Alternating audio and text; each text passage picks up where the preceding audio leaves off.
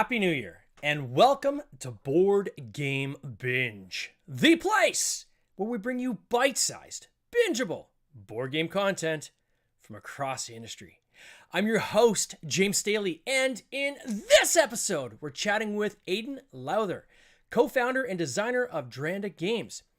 Dranda Games has published 4 titles in this past few years, and soon will be launching Explorers of Navoria on Kickstarter. Ayden, welcome to the binge. How you doing, sir?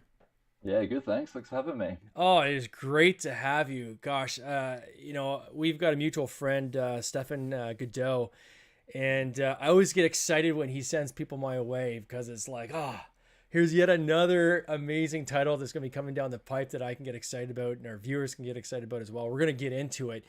But first, I think kind of like the elephant in the room for me is that you're a fairly young company. How many years have you guys been going?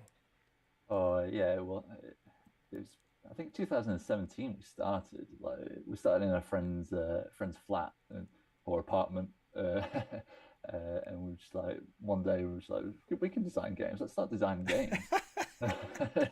Not knowing what this was going to lead to, and yeah, I think 2 years later we launched a Kickstarter, and 4 years after that we're here. So yeah, 6 years. That's Coming up to like six a years. blink of the eye in Feels this like it. industry. It is nothing. Yeah. Wow. And then, so the first game you launched, was it the Solar Sphere or something like that? Was it Solar Storm was the first Solar one. Storm? Solar Sphere Okay. was the second one. Yeah. So, yeah. And what was that game about? Solar Storm is about your crew on a spaceship far too close to the sun, and you're being hit by some solar flares. So solar flares knocks out your energy core, your big battery in the center of the ship, and you have to go around the ship and get all the energy that's left over in all the other rooms and send it back to the energy core so you can fly away from the big burning ball of fire in the sky. Problem is, you're still in a solar storm. It's going to keep taking damage, and if you don't repair the ship in time, the ship blows up, and that's the end of the game. So yeah, it's a very tense 45 minutes, but kind of lightweight. So it's yeah, it was a good first game. It did as well. Now, that was the first one you published. Was that the first game you actually designed? I think it may have been like the second or third. Oh, really? Yeah, And why that one? Why did you choose that one to go first? because it was simpler than the Mm. other ones that I designed. I was one of these designers that threw everything in a box. I'd spend a month, 2 months making a prototype, and then I test it and find out it lasts 4 hours and it's not very fun.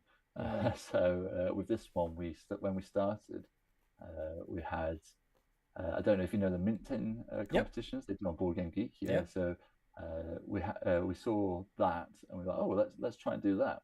So a couple of us designed some games, and mine didn't quite fit in a mint tin, but it was small enough that constraint allowed me to really hone in on just a few mechanisms. So yeah, I honed in on that for a year, and then we were getting a lot of good feedback at playtest events, going, "I'll buy this now. Do you have a prototype that I can Yeah. just buy now? I don't need the art." And we're like, okay, we need to put some money into this. So yeah, I didn't have many savings, but I put all my savings into this, and I was like, right, I'm going to make this work. This is going to be my job, and not realizing that once you publish a game, your job isn't designing games; it's doing a lot of emails. Yeah. but, Oh, it's a but I enjoy it. business, right? You're Yeah, literally you yeah, go from designer to running a business, right? And yeah, and that's a they're two very transition that different I don't things. know if everyone who wants to get into game design fully appreciates, right? Yeah, Like they see kind of that big number on Kickstarter and say, "Oh, imagine if I, instead of licensing, what if I could just go after that and that would be all mine?" But yeah, there's a lot of work involved, so and much work. the launching part that's the hard part, in my opinion. That's where all the work and all the business acumen comes in, and quite frankly, where most of the learning curve is for a lot of people Yeah, who have no yeah. idea what they're getting into, right? Well, we were quite lucky that so Simon, the other half of Dranda Games, he volunteered for a company called Alley Cat Games. I think you've Hmm. had them on the show Yeah, we've before, been on that. Cesar. Yeah, they've been on the show as well. Yeah. Yeah. So he volunteered for them for a little while to learn how to do this, and then Cesar liked him so much that he hired him, and Simon was actually Alley Cat Games' first member of staff after Wow. Cesar. So we learned a lot from Cesar. Cesar like mentored us Yeah. in how to do this. So we kind of learned from some of his mistakes because he taught us, uh, which was worth it. It was it gave us a big foot in the door. So we were very lucky in that respect. It's amazing, the number of times I'll talk to someone who's kind of getting into the industry, um, where this is definitely, I think, the path that most people who are successful in their first run, right? Because there's a classic way of doing Kickstarters where you fail a whole bunch of times trying to learn, and then it finally clicks, right?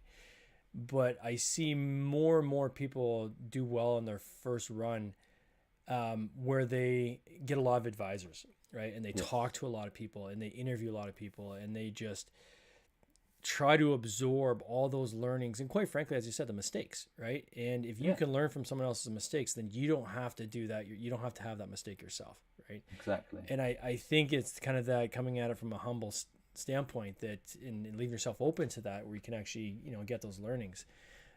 We are also in one of the only industries that is very giving in Mm. terms of paying it forward. And there's very rarely you'll come across a game publisher or designer or anyone in the industry who isn't super generous with their time and wanting to kind of see you be successful. And that's, I think, very unique to this particular industry. You don't see that in a lot of industries. I know Chandler Copenhaver, I always quote him from Backer Kid. He calls it co-opetition, right? Where you're all Yeah. technically competing in the same industry, but everybody's cooperating because they want kind of the rising seas raise all boats, right? And taking that kind of mentality towards it.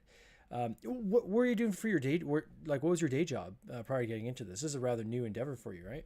Yeah, yeah, it was. So I started at the time I was teaching. So I trained to be a sociology teacher, Wow. and yeah, and I did that for a few months maybe, and I was like, this is hard. This is. I just wanted to talk about sociology. Like, you want me to do all these books and planning? Yeah. So I quite quickly stopped doing that and became a cover teacher at a naughty boys school. And that was a lot easier. Like, you had a few things thrown at you, but it was a lot easier. And they actually gave me quite a bit of time. So I did that. I really enjoyed that actually. But I got a lot of time when everyone left, when all the kids went home. I still had like an hour a day to do my paperwork. And as a cover teacher, I didn't have much paperwork. Mm-hmm. So it meant I could do this on the side a little bit and just half an hour a day, do this and do a bit of game design and get everything ready for the weekend, which really helped. So yeah, that's what I was doing before. I was mainly a cover teacher for the last I three like or this four years. thought of just doing 30 minutes a day, and I Yeah, think that's great because yeah, often these projects can be overwhelming, right? We're gonna get into your new game in a second, and I mean, and I'm gonna show a preview of that page for people. It'll be a sneak peek. It's not public yet, so bear with us to the audience. This is gonna be a draft I'm gonna show, but it's quite robust what you guys put together, and like I don't think when I go through it, I know how much work is involved in that, right? So I'm scrolling, I'm like, holy smokes, these guys pumped a lot of time into this. And when you kind of have that huge elephant, it's that classic, you got to eat an elephant one bite at a time, right? And it's kind of like you're saying, it's this 30 minutes a day. Just do one thing a day towards your game. It doesn't have to be a lot. And if you're getting into either writer's block or whatever, just do one thing and you will find that you'll start getting into that creative flow, and these things will then start, that 30 minutes one day will just turn into like 3 hours and you don't even realize it. You yeah. just you It does. blink and that It time's does. gone, right? So Yeah, um so that is, I mean, it's cool. You're kind of, I'm looking at all the boxes. I can now put two and two together here on how you came at this. You guys have experience working with another publisher. You have that experience on your team. You started small on your first game to kind of make sure that you did it right, and it was manageable, which is also a great strategy for yeah. people looking at doing this long term. And now you've transitioned from kind of designer publisher into publisher licenser. Is that kind of a fair way to describe it? Yeah, I mean, we still try and design our own games, but it's been a while because it Yeah, takes a lot of time, it does. and so So yeah, we did Solar Storm, and then after that we did Solar Sphere, which was me and Simon, and we had Johnny Pack help Oh, us Johnny with that. Pack, he's been on the Yeah, podcast as well. No kidding. Okay. yeah, he came on and he did the development for that, and he did the expansion for it. And yeah, he's solid. And then after that, Johnny introduced us to Seth Jaffe, and we got either trains, Yep. uh, and so that made us more of a publisher, more than a publisher designer. And again, Simon had contacts with Matthew Dunstan, so we managed to get Pioneer Rails for our following game. And then we just happened, well, Simon happened to be walking through Essen and he saw Explorers of Navoria on a table, um, very briefly at a press preview. And they were just packing it away, so they only had it out for an hour or so. And got all the contact details, and they didn't show it at the show at all after that. Oh, really? Uh, yeah, and this is our first game that we've localized, so it's not something where like we were aiming to do. We weren't aiming to localize other games. We were looking at just publishing games and occasionally designing and publishing games. But as soon as we saw this one, then we played it, and it took us 3 months to get the game, Yeah. to be able to play it and then translate it all from Chinese into English, So this is looking for how Essen it like worked. a year ago then, not this most recent Essen then, is it? Yeah, a year ago, yeah. So Wow. And for yeah, those in the audience who may not know, can you explain the difference between like publishing a title and doing a localization of a title? yeah. It's the simple bit of it really is that you usually only get one language, so we'll only have the English language for this. Uh, and the other thing is usually you don't change anything, or you change very little, and the art is already done. So the original publishers either paid for, made all the art. So in this case, Explorers Navori, the designer, is also the artist. So he's done both. Um, and in a localization deal, you don't have to pay for all the art either. So that saves you so much time because it's ready. And was this a publishing company that you buddied up with, or was it a specific designer? A publishing, well, it is a designer, but he's also a publishing company. He's a I one suppose he's man like what, show. yeah, I suppose he's like what me and Simon were like in 2019. Yeah. It's our first game. We're self-publishing, and he's done the same, but in China. Amazing. Yeah, So this Explorers of Navoria, can you explain kind of what the story is about? So I guess off the top, this is like a worker placement tableau builder. I guess is that fair to say? yeah, yeah. So the backstory is there's this land called Navoria, and these new continents have arisen from the oceans, and you have set out to explore these new lands, and a few different parties have set out to explore these new lands, and you're competing with other people to be the person who's known as being the explorer of Navoria.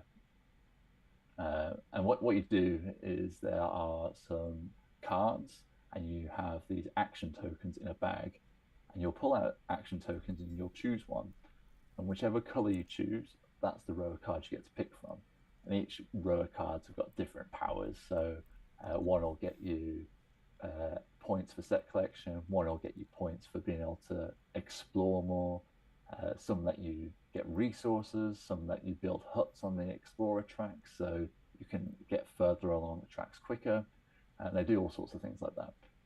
But the fun thing that I like about this game is once everyone's done that, you'll have put all these action tokens out. Then in reverse player order, whichever action tokens everybody has selected, you get to take one of them and use it as a worker on the worker board. Mm. So if everyone's chosen yellow actions, the yellow actions become really weak.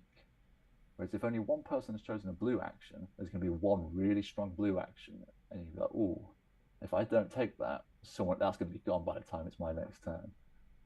So there's a really cool combination of we're using action tokens to build our tableau, but whatever action tokens we choose become our workers for the second round. And then the first, let me just say the artwork on this game is uh, quite impressive, Yeah, to say the least. It very much has this kind of, like I was saying just before we went on air, this kind of critter kitchen flame crafty kind of vibe to it, which did really, really well on this most recent Kickstarter.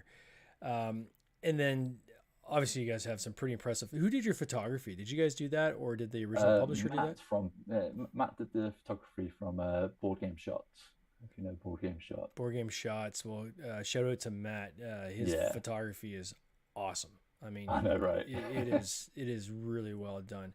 And I was saying this before we went on air as well, is that, you know, when I look at a typical game and all the boxes I would kind of check off to say, you know, is this thing kind of poised? You never know, right? Depends on, you know, timing and kind of the environment at the time, other games that are running. But is this poised to be a successful game?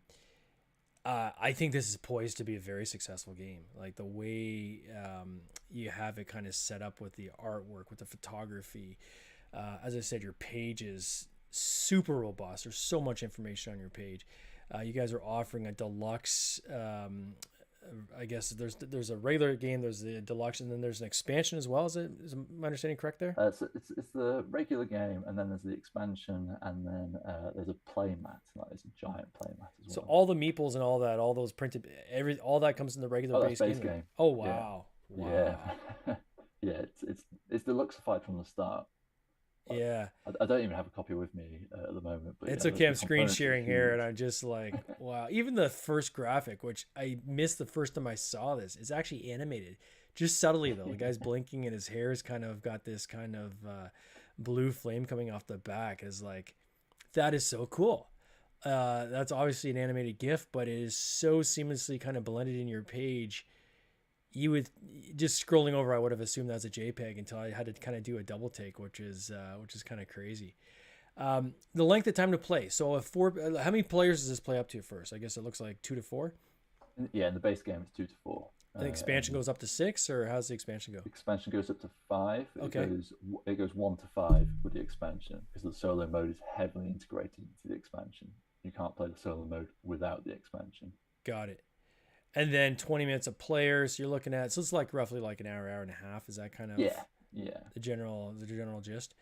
Yeah. So in signing like a localization deal, and I don't know if you could talk much about it, but what was some of the learnings that you guys ran into doing that versus kind of a traditional publishing and signing on a designer? Was there anything there where you're like, whoa, this is something I wasn't expecting, or is there any kind of learning there?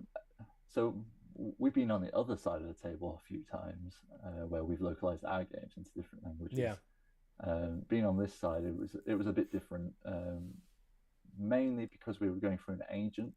So the original designer and publisher only speaks Chinese, and I only speak English. So we had to go through an agent.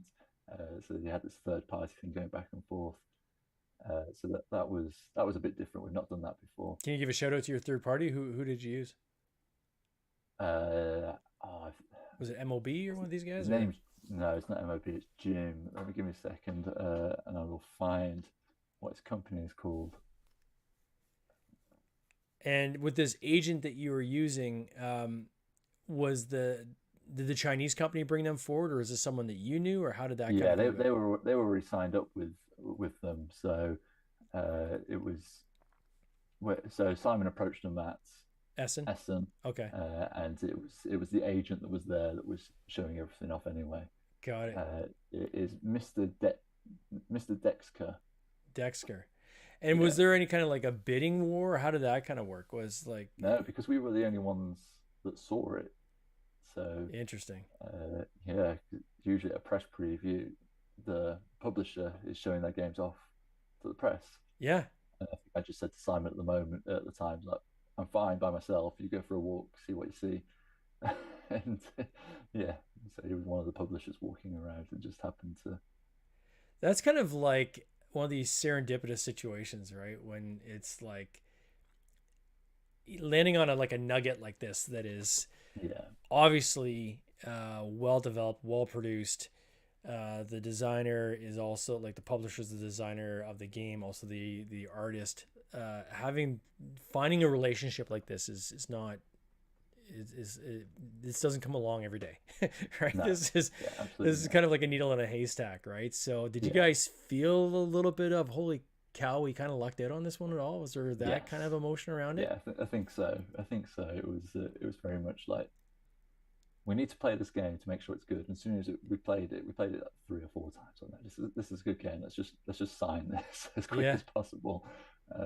And even then, like because the contract had to be in English and in Chinese, and making sure that they both said the same thing, which is hard when neither of you speak the other language. yeah. But yeah, it was a lot of back and forths, a lot of back and forths. And I think I looked at my emails a minute ago, and I think we had some like 64 in one chain of emails. Wow. And did you play Yeah. it like? Were you able to play it there on the spot, or did they send you a copy afterwards, or how'd that work? No, they sent us a copy afterwards. So they sent us a copy, I think, January last year. Yeah. So this time last year, and then with the expansion, we couldn't get hold of that whatsoever. I played that at Essen for the first time. I played it wrong. I remember playing it wrong. This is broken. This doesn't make any sense. And then reread the rules. Oh no, that's my fault. Yeah, I'm notorious for There playing with games Google wrong. Translate on my phone, trying to trying to figure it out. So yeah, no, we've got a copy of that now, but we've only just got a copy of that, so we haven't been able to send that to reviewers. Like we've had one copy for the last 2 months, and it's anyone who knows anything about sending review copies out, having one copy 2 months before isn't enough time for a reviewer to do a good work. No, it's not. It's not ideal at all. Um, and then did they launch on like was I think it's Modian is the Chinese version of Kickstarter? Oh Like, did yeah, they launch on the Chinese Kickstarter, or is this a straight to retail, or how did they launch no, this in their market? they did launch on a crowdfunding in China. I'm not sure what the platform It was like is three or four of called. them. Yeah. Yeah, but I know they launched on that, and I know that they plan on launching a reprint of it at some point this year, but I'm not sure when. And did you have access, like, as part of that kind of, for lack of a better word, pitch to you, as they're kind of saying, here's a game that we had in China. Um, were you able to see the data? Were you able to say, wow, like this is actually did quite well in the local market too? Like, was there any of that kind of information shared with you guys at all, or? No, not really. I remember I went looking for it and I found it, and saw it had some like 500 backers, which for China is good. Like their crowdfunding for Yeah, board games isn't usually very big, yeah. so yeah, that was a good amount for China, which always surprises me how little people in China are into board games. But But it's growing, right? Like that it market is, is yeah, growing. The government has now got behind it, right? So there's a lot of subsidies, period, in from the government in China in the board game industry. So I think they recognize it as an emerging market. There's a lot more board game cafes, board game events that are springing up as well, yeah, yeah, local like mini conventions and so forth. So I think that kind of like the movie industry, which was predominantly North American and European for many, many years. Now, if you look at a global box office, I mean, if you're not including the numbers from domestic China, I mean, yeah, that will carry many movies, right?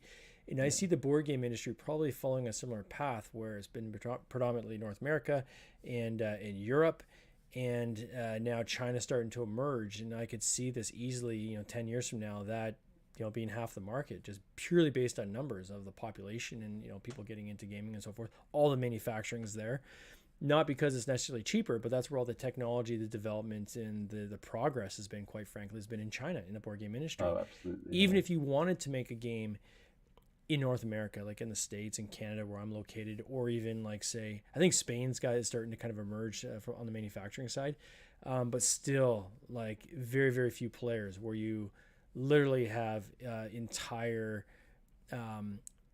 industrial sections dedicated to board games in China yeah, where this guy's making the meeples, the guy down the street's making cards, this guy over here's making boxes, and they're all within a very close distance to each other, so they're working off each other to produce these very high quality games. um, it's kind of exciting to see kind of this thing emerge. Has this kind of wet your beak, so to speak? Now, are you starting to look at other games in China to say, like, yeah. man, we got this gem. Maybe there's others out there that we could potentially take, or Yeah, yeah. Well, I think we had seven games given to us in Essen to look at to localize that. Like when we're like, oh, we can look into this. Actually, Yeah. this is a good thing to do. But I think it's harder though for English speaking companies uh, because I think a lot of other companies have already set up in like places like America, Yeah. and they've already learned quickly that they need to translate their games into English because that's the biggest board game market. So I Yeah. think they for for people like us, we're a bit on the back foot because we don't speak any other languages and we don't know how to get into other markets like German, for instance. So It is tough, right? Like yeah, I was recently at Essen this past year, and I found that um, first of all, it's overwhelming. Like there's just like right. a sea of people, a sea of board game companies, and is trying to kind of navigate that as an exhibitor. So getting away from your booth, as you know, is very tough as well, right? Like that Yeah, place is absolutely. just packed. So obviously you don't want to be there by yourself. You like to have a couple people with you so you can escape from your booth and kind of go around and check different things out. But what would be the advice you would give to people in that case of who are maybe looking for other titles and at an event like this? Is it literally going booth to booth and kind of introducing yourself? Is there people coming to your booth saying, "Hey, I got a game I want you to check out," or how does that dynamic work? And what would you advise people who are maybe taking the trip to Essen in years to come? Yeah, it's I think I went on just went on Board Game Geek really whenever I had a spare 5 minutes, flicked through and just to see if there was anything that interests my well piqued my interest, and if there was, then I emailed them. Um, but also, we've got a lot of relationships we've already built Yeah, over the last 5 6 years. So people who have localized our games who reach out to us say, "Oh, I saw this game. I'd be interested in it. Or can we meet at Essen to talk about localizing your games?"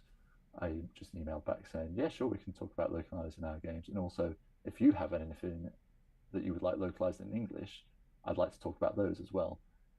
Um, and I think it's just relationship building, really. yeah. Oh, that's so key. And do you see it being like Kickstarters for you? Is that kind of the path to monetization, or do you have you pushed more to kind of distributors and retail and gone that direction? We try and push out to retail and distributors as much as we can, Yeah, uh, because it's always best to have more than one avenue of income, right? But unfortunately, we have to use Kickstarter. yeah, I say unfortunately because it would be lovely just to say, "Here's our new game. Feel free to buy it whenever you like," and that gets rid of all a lot of prep work. Like you're looking at the Kickstarter page, Simon's been working on that for 2 months solid. yeah, That's where it would be nice if we could just say, "Here's a game." But unfortunately, as a small company, you can't afford to do that. You can't afford to take a gamble on saying, "Right, we need 2,000, we need 10,000 copies," and then only selling a fraction of those. And then on the flip side of that, you don't want to only print 2,000 copies or 10,000 copies and then realize, oh, we needed 15,000 copies. it's yeah.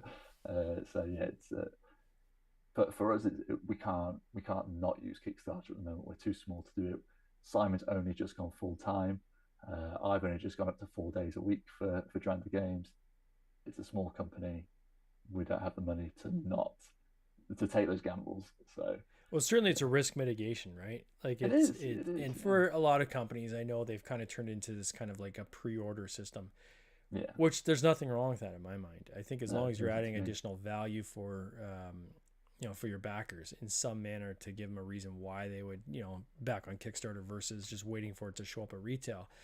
But if you're giving that value, I don't think there's anything wrong with that. I look at it as, um, many of these, probably even most, I would say, of these games would never see the light of day if it wasn't for No. Kickstarter and this ability to kind of gauge the audience, get the upfront interest, get the upfront cash so you can actually go make the inventory in the first place. Not a lot of people are just sitting with, that kind of money in the bank, Exactly. Yeah. willing to just, dump into a board game. Getting Yeah. this kind of pre order system is a very efficient way for a small publisher to really make a go of this, right? Yeah. Yeah. I mean, when you're looking at funding goals of being anywhere between 10 and 30 grand, how else are you going to put that money up? Like that's Yeah. sometimes that's a year's salary, right? Oh yeah. That you're going, we're just going to take a gamble on. You can't. You've got to use Kickstarter, and even like the big companies that are using it, I can see why you don't want to. You don't want to go, oh, our last game made 30,000 copies. Let's just print 30,000 copies in the next one, and then they only get 12,000 copies on the Kickstarter. So what? You can't take that risk. It's not. Not only that, but for any business. You've got this kind of recency effect too, right? Where people are constantly looking for what's the newest game. Yes. And titles age very quickly in this industry, too quickly, I would say. So there, for most, there isn't a second print run, right? You get your one print run, and then you move on to the next game and the next thing you're going to do. Most companies or most publishers, I would say, in this industry are 1 to 3 people, right? Like they're all small. A lot of them are doing them as side hustles. I would say almost most of them would do them as a side hustle, right? They have a regular day job, and this is something they're doing on the side. And the dream is to get so big that you can go off and just do that as your full-time job. But still, it's not like a giant company you're building. It's still 1 to 3 people, right? But doing that as a full-time job and kind of riding the wave while it's still here. So what's the next kind of thing for you guys? So after this, I'm sure as a publisher, you're having to plan 2, 3, 4 games out. Can you talk about what's coming next and what that timeline looks like for you? We try to have 2 games like ready at a time, so that would have. So when we had either Trains, we had Pioneer Rails already signed, art being developed for that. And we've got the same with Navori. So Navori is signed, that's about to go live. We already have Mutagen by Alex, who's done fantastic game design, and the Miko's done the art for it. And we're just finalizing that to do later this year. And we have another game signed for after that as well. So yeah, you have to plan for future games. If this was it and we had nothing planned for afterwards, I don't know what we're going to do for the next 6 to 12 months, right? Yeah, so it's like literally a year gaps. You're constantly kind of getting that next thing going, so it's ready to go when this one's done. Exactly. For those who want to follow this, so you're going to launch, I think you're saying January 8th. Again, the caveat to that is timelines always shift, and as Jamie Stegmaier says, there's nothing wrong with delaying a launch if you're not ready, but a whole bunch of things can go wrong if you don't. So I always kind of give that with a grain of salt, but right now the target is January 8th. For those that want to follow this game, how best do they do that, Ayden?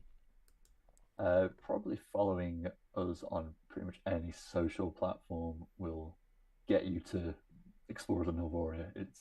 We've been pushing it quite heavily, and you can do that just by searching at Dranda Games on any social platform. I'm pretty sure we're on them all. So. Oh, amazing. I'll put a link as well in the show notes for those who want to sign up for the Notify Me page. So that's just, they can click that link, go there, sign up, and then they'll be flagged when this campaign launches. I want to wish you all the best of this campaign in this coming year. I can't wait to see where this lands. I think you guys are going to be pleasantly surprised. This, for sure, in my mind, is going to be your largest title. I have no doubt about that. I think this is going to do really, really well. And maybe we'll get you back on the podcast when you're ready with the next game. Yeah, that'd be awesome. All right, my friend, you take care. Cheers. Thanks, James. This has been an episode of the Board Game Binge podcast, hosted by James Staley, produced by James Staley and Mike Bruner, with original music by Nick Smith. If you would like to watch these interviews live, simply subscribe to our YouTube channel, Board Game Binge, and you'll get access to live interviews, giveaways, and interesting board game content from across the industry. I can't wait for you to join us. See you next time.